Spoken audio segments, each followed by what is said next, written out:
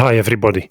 With Mathieu van der Poel completing a pure hat-trick at Paris-Roubaix, the cobbled classics are behind us, and Friday the 18th, the Brabantse Pijl starts a window of hill classics. On Sunday, April the 20th, the Amstel Gold Race will take the riders over 256 km from Maastricht to Berg en ter Blijt in the only part of the Netherlands that isn't flat.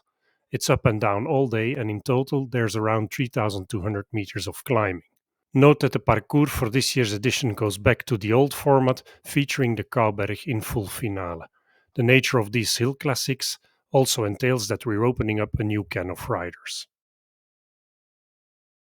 At least partially, some of the cobble specialists extend their season, yet they're being joined by climbing types with Grand Tour contenders mixing it up as well. This also shows in the overview of the winners of the final 10 editions, with Kwiatkowski and Philippe Gilbert managing to win the race twice in this window. When the finish didn't sit on the Kouberg, we saw a mix of rider types taking the win here, one-day specialists, punchers and climbing types all being in the mix, making this a tough one to call. Having the Kouberg back in full finale makes this the good old punchers fest. In the last 10 years, two editions have been won solo, Philippe Gilbert in 2014 and the 2023 edition won by Pogačar after a 28k solo. 2015 saw 17 riders battling it out and 2019 10 riders. All the other editions were decided in a sprint of 2 to 4 riders. With Pidcock, Van Aert and Pogačar, we have 3 former winners on the preliminary start list. And on top of these former winners, there's some riders with an above average number of top 10 finishes compared to their starts taken. Drawing my particular attention are Michael Matthews and Alaphilippe, along with a bunch of other riders like Schachmann, Healy, Kamp, Van Zevenand, Skjelmose and Bilbao. Betting odds were not yet available at the time of recording, yet here's the riders from the preliminary start list to watch in my book. It has to be said that we have quite a stacked starting field.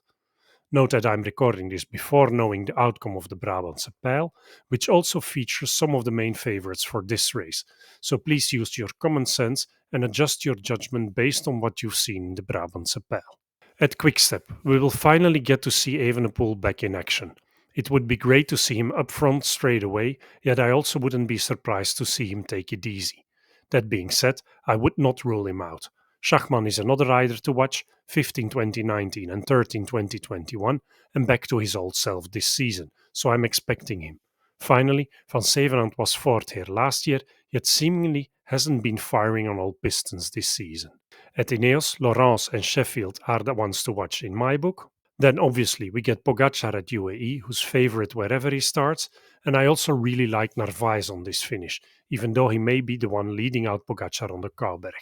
Note that Welles has also been rumored to start. At Visma Leasebike, Zingle appears on the preliminary start list, yet will most likely not start. Regardless, Van Aert and Benoot are the ones to watch here. Van Aert won the race in 2001, and Benoot was third on last year's edition and back in 2022. I really like Bilbao at Bahrain Victorious, ninth here on last year's edition, and for EF, Healy and Paulus are the riders to watch in my book. Healy, second here to Pogačar 2 years back, and Paulus will be brimming with confidence following his Dwars door Vlaanderen win against all odds, beating 3 Jumbo-Visma riders to the line. At Bora, Van Gils is the rider to watch, 7th here in 23, and based on recent form, I'll be watching Aramburu over turns at Cofidis. He showed great form in the Basque Country. Madouas was 8th here in 2019. Also, Gregoire and Pacher find a race here that suits them, 12th and 8th respectively on last year's edition. Based on what we've seen so far this season, Gregoire is probably your safest bet. Champoussin is the rider to watch at Astana, and there's no way around Michael Matthews at Jaiko Alula. 6 times into the top 10 out of 10 race starts, and aside from one did not finish, only outside of the top 16 once.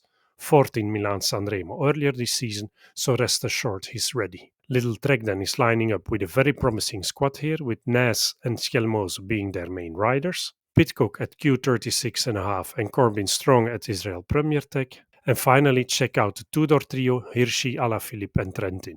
Hirschi was runner-up to Pidcock on last year's edition, and Alaphilippe started the race on 6 earlier occasions. He did not finish the first time around, to then finish in 7th, 6th, 7th, 4th and 6th, that last one dating back to 2021. Note, he hasn't found his mojo yet this year around. Others to keep an eye on are Vauquelin at Arkea, Godin at AG2R, Bourgodeau at Total Energie, Quinten Hermans at Alpecin, and Kamp at Intermarché. In terms of stars, Pogacar is my only 4-star favorite. Van Aert, Pidcock, and Evenepoel each get 3 stars. Matthews, Aramburu, and Ness each get 2 stars, and Bilbao, Van Gils, and Strong each get 1 star. For the podium, I'm going for another Pogacar win ahead of Van Aert and Matthews. Enjoy the race and see you next week for my Flèche Wallonne and Liège-Bastogne-Liège previews.